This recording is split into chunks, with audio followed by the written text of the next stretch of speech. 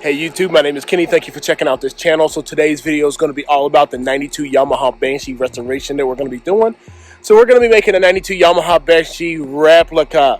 So this is a 92 frame. We're going to build it up 92. It's going to look just like an OEM did. That's my plan.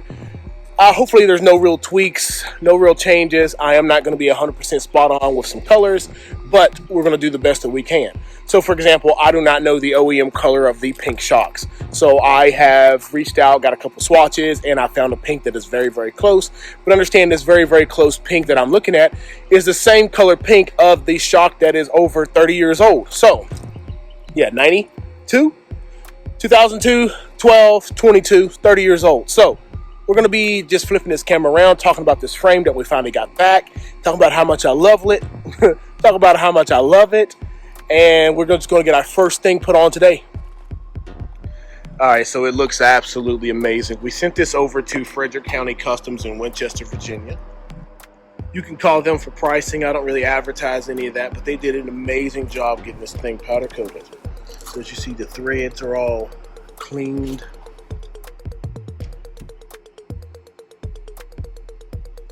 Powder and stuff down in there. Looks absolutely amazing. So we went with the polished aluminum color. I mean, my gosh, it's super bright. It's hard to even compare it to anything. They did great with, you know, masking off this, make sure we didn't get any kind of powder on there. So the brake fits normal. Said threads look all good. These are some of the repair area that we had did earlier. And over here, the other one. And then back here. So this is the mount that was originally there. And the mount over here is the one that was missing.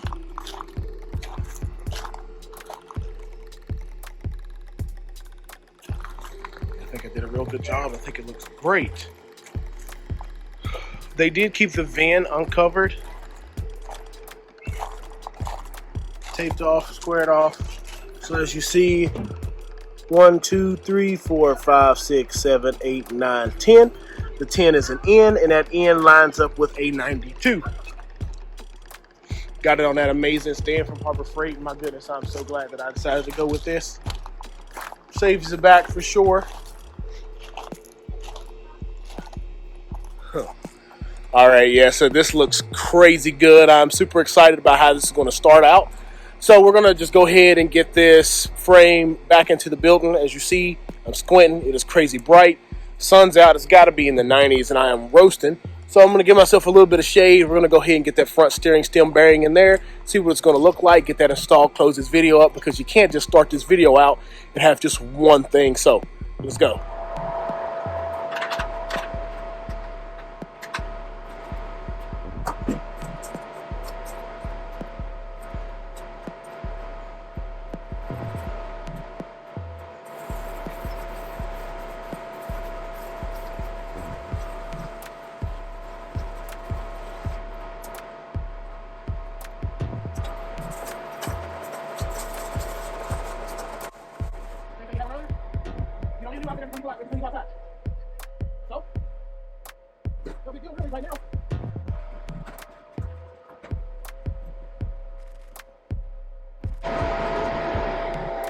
Alright, so we're ready. We went ahead and got our couple tools that we're going to be using and our parts laid out right here.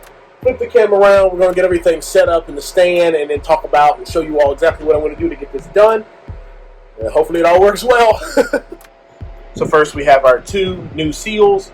The bottom seal, we got them both packed with grease. Obviously, this one goes on the bottom. I mean, I can put it in there now. It's not going to hurt anything. Bottom seal's in. You can peck it up from the bottom a little bit more to make sure we're sealed up good. And then the top seal will be going in there upside, flipped over, but like so. We also have a new holder that's going to go in there. We're going to put anise in there really, really good here in a second, but we're going to get our bearing out, which is over here in my freezer. It's right there. We'll get that out. Let's get all. Yeah, so we should be good here in a minute. So we got our anise lubricant here. I'm going to coat that in there really nice. Just going to make sure this doesn't seize up because I did have to cut this to get that out. And here's our new bearing, as you see. And we're going to be using this 30 millimeter, but the back side of it is slightly smaller. The front side of it's too big, so we're going to just see if we can get it down there real easily. And it was in the freezer, so hopefully we don't have much of a problem because it shrinks up a little bit. So we'll sit down in there.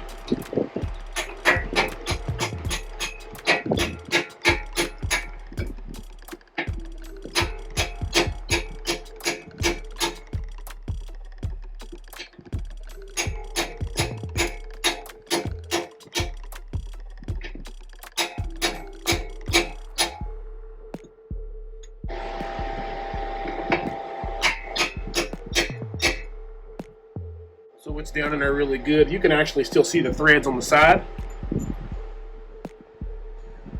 So you can see the threads still in there and everything with the anti-seize looking really good in there. So we're good and the bearing is down far enough. There's actually no gap in between the bottom and top. So we're going to set the camera back up and get the locking pin in there. So to tighten this up, I actually use a nut that is actually 30 millimeters. It's the same socket that I use for up top. So you just gotta take your time. See, it's already starting to be threaded on there correctly.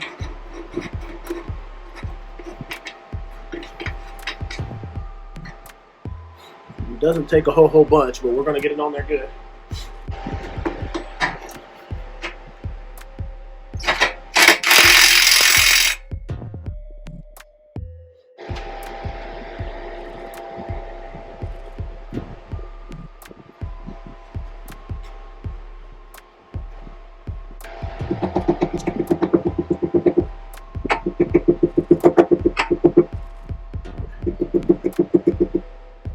Alright, so that steering stem bushing, bearing, whatever you want to call it, and the seals is placed in there.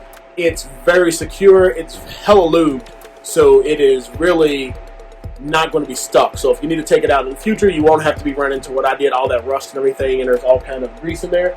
We're going to eventually get that steering stem in here in a little bit, but we're going to go ahead and just put a couple other little odds and ends in, maybe put the headlights on and just get this thing looking better like a machine. So these are the OEM exhaust bump stops.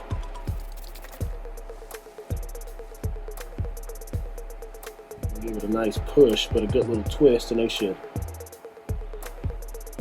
seat in there well.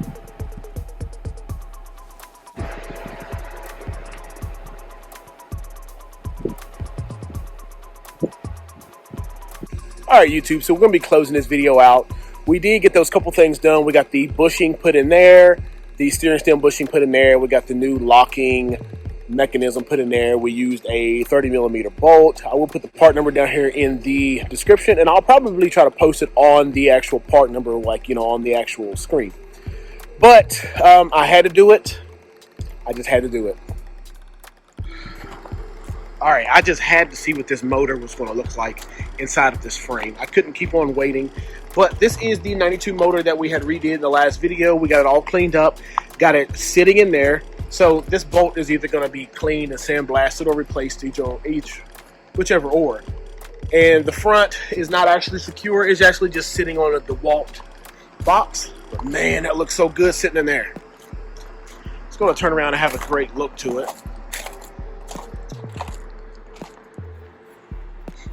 So still got to take the carburetors out and clean those. They're just sitting in there for look purposes. Got the freshly powdered shifter and everything. I mean, man, this overall looks really good in my opinion. Now, these parts here still need refurbished. There's plenty of them. So the parts are going to come from this to, you know, this. That powder coating makes things look amazing.